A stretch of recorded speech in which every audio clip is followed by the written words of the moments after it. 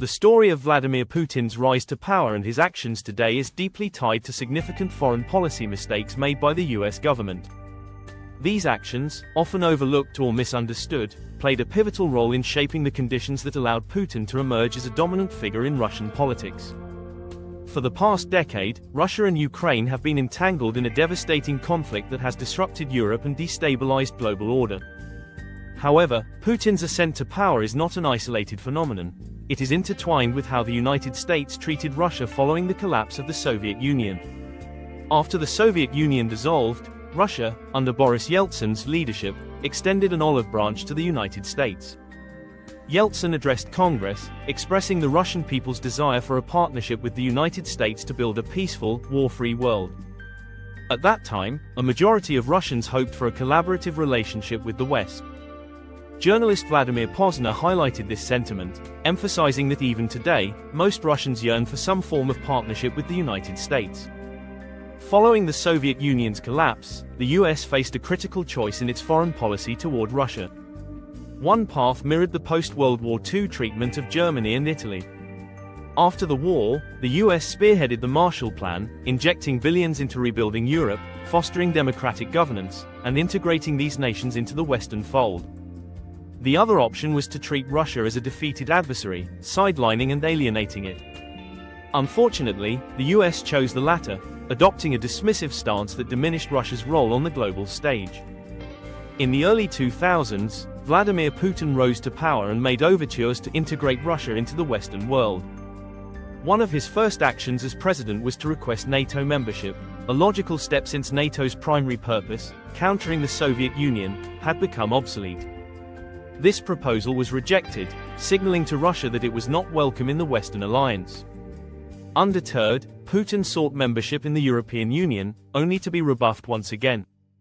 The stated reason was that Russia's size and influence would disrupt the EU's balance of power. These rejections left Russia excluded from the Western Bloc, profoundly influencing Putin's policies in subsequent years. The trajectory of US-Russia relations could have been drastically different. Imagine a world where Russia was a leading EU member alongside Germany, integrated into NATO, and aligned with the United States. Such a partnership might have made NATO obsolete, reducing the potential for global conflict. Instead, the US alienated Russia, leading to the current state of tension and instability. The narrative of the international rules-based order, often espoused by US leaders, portrays the West as the guardian of democracy, human rights, and international law. However, this narrative often rings hollow due to the US's own actions. For example, while condemning Vladimir Putin's actions in Ukraine, the US continues to support other controversial leaders and military campaigns, such as those in the Middle East. This double standard undermines the US's credibility and erodes global trust in its leadership.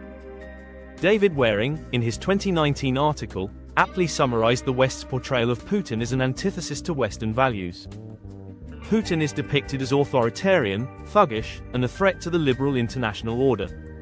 While this narrative simplifies the complex geopolitical reality, it conveniently ignores the West's role in creating the conditions for Putin's rise. It also diverts attention from the crises of legitimacy and power within Western democracies themselves. The seeds of Russia's economic and political instability were sown in the 1990s, during its transition from communism to capitalism. At the behest of US advisors, Russia adopted an economic liberalization program that prioritized Western financial interests over the well-being of ordinary Russians. State-owned industries were privatized, often sold to a select group of well-connected individuals who became the oligarch class.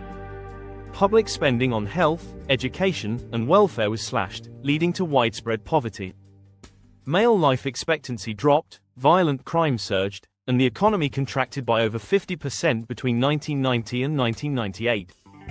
Nobel laureate Joseph Stiglitz compared this devastation to the destruction Russia experienced during World War II. Mikhail Gorbachev, the last Soviet leader, had envisioned a transition to a Nordic-style social democracy. Instead, Russia became a country plagued by corruption, violence, and economic despair. This chaos created a vacuum that Putin filled. Upon taking power, he reigned in the oligarchs, not by dismantling the system but by consolidating it under state control with himself at the helm. For many Russians, this shift from the anarchy of the 1990s to a semblance of stability under Putin was a welcome change.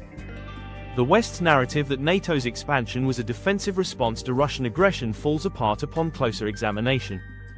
NATO expanded eastward even when Russia, under Boris Yeltsin, posed no threat. This expansion was less about defense and more about ensuring that Russia remained weakened and excluded from the Western sphere of influence. Posner noted that between 1985 and 2007, neither the Soviet Union nor Russia took any actions to provoke the West. Yet, the West's response was to expand NATO, further alienating Russia. In this broader context, Putin's rise was not an inevitable outcome but a consequence of deliberate choices made by Western powers. The economic and political turmoil of the 1990s, combined with NATO's expansion, shaped the environment that allowed Putin to consolidate power. Understanding this history is crucial for addressing the underlying causes of the current conflict in Ukraine and avoiding similar mistakes in the future.